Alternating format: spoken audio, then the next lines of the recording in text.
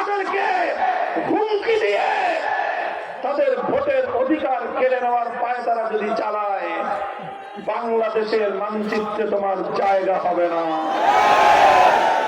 মনে রেখো, জুলাই বিপ্লব পরবর্তী বাংলার মানুষ যেভাবে জেগে উঠেছে, জুলাই বিপ্লবের মাধ্যমে বাংলার সাধারণ মানুষ প্রমাণ করে দিয়েছে বিপ্লবের জন্য বড় দল লাগে না, বিপ্লবের জন্য বড় নেতার প্রয়োজন হয় না। বাংলার তরুণ ছাত্র জনতা যেভাবে ঐক্যবদ্ধ হয়েছে, যদি কেউ আবার তাদের অধিকার নিয়ে ছিনিমিনি খেলবার পায়তারা চালায়, তাদের পরিণাম তাই হবে, তাদের পূর্ববর্তীদের পরিণাম।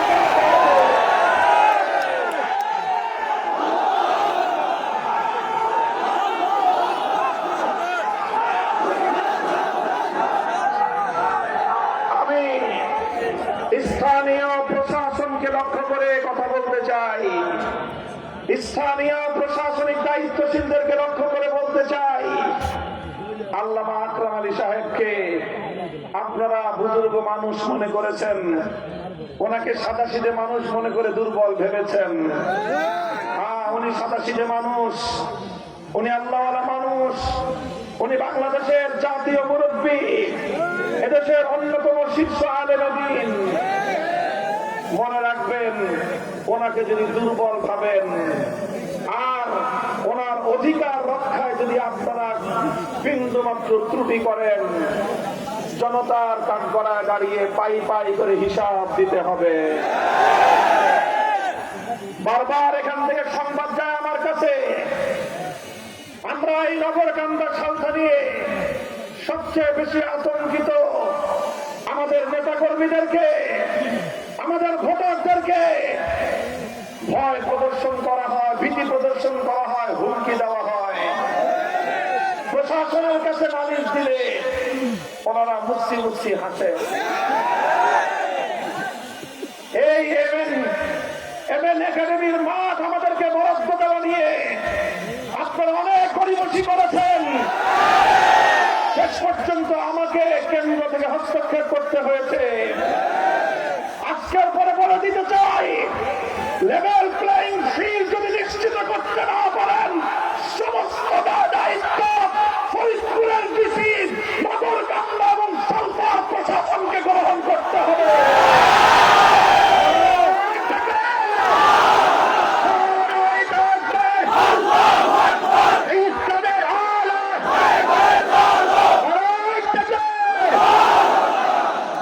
প্রতিদ্বন্দ্বী সব প্রার্থীদেরকে বলি, এই এলাকায় একজন মরহুম আমাদের অত্যন্ত সম্মান এবং শ্রদ্ধার পাত্র একজন জাতীয় নেতার সন্তান নির্বাচনে প্রতিদ্বন্দ্বিতা করছেন। আমরা আপনাকে প্রতিযোগিতায় স্বাগত জানাই এবং আপনার বাবার প্রতি আমরা শ্রদ্ধা জানাই। মনে রাখেন, আপনি যার বিরুদ্ধে মাঠে নেমেছেন তিনি আপনার বাবার বয়সী। যদি তার প্রতি সম্মান প্রদর্শন করতে না পারেন, পাস করলেও সংসদে ঢুকতে আপনাকে অনেক হিসাব করে ঢুকতে হবে। কাজেই সম্মান জানান, সম্মান পাবেন, শ্রদ্ধা জানান, প্রতি উত্তর পাবেন। আমরা যারা ভালোবাসা দেয়, যারা শ্রদ্ধা জানায়, সহনশীলতা প্রদর্শন করে, তাদের সাথে আন্তরিকতার আচরণ করতে আমরা বদ্ধপরিকর। কিন্তু কেউ যদি আমাদের পথে কাঁটা পিছিয়ে দেওয়ার চেষ্টা করে, সে কাঁটা উপড়ে ফেলার সক্ষমতা আলহামদুলিল্লাহ আমাদের আছে। গুলামি না আজাদি, আজাদি না গুলামি,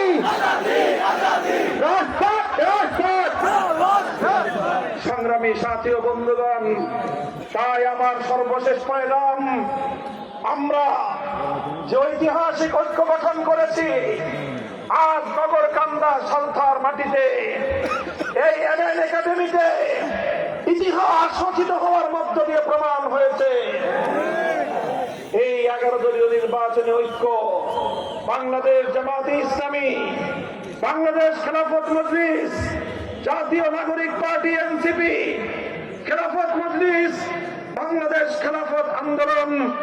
নিজামে Islam party, AB party, LDP, Bangladesh development party, Bangladesh labour party সহ গণতান্ত্রিক জাগপা, জাতীয় গণতান্ত্রিক পার্টি সহ 11 ভাই হাতে হাত রেখেছি। এবার বাংলার মানুষের কাছে স্বাধীনতার সুফল ঘরে ঘরে পৌঁছে দিয়ে আমাদের লড়াই খেলতে হবে।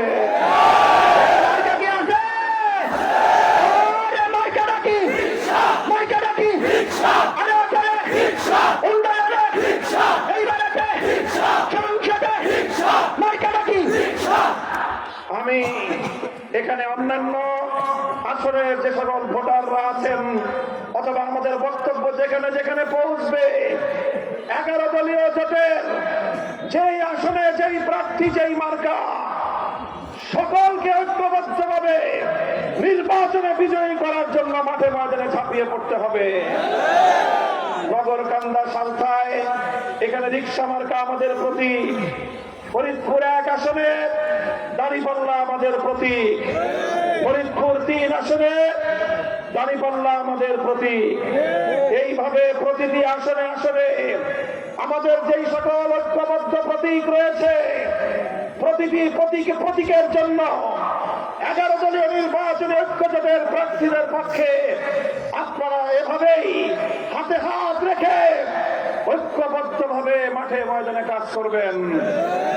আমার মা বোন কন্যাদেরকে বলি, আপনারা নির্বিঘ্নে নির্বাচনের ক্যাম্পেইন করবেন। মা বোনদের কাছে ঘরে ঘরে রিক্সা, দাঁড়িপাল্লা, শাপলা, কলি সহ অন্যান্য প্রতীকের দাওয়াত নিয়ে আপনারা যাবেন।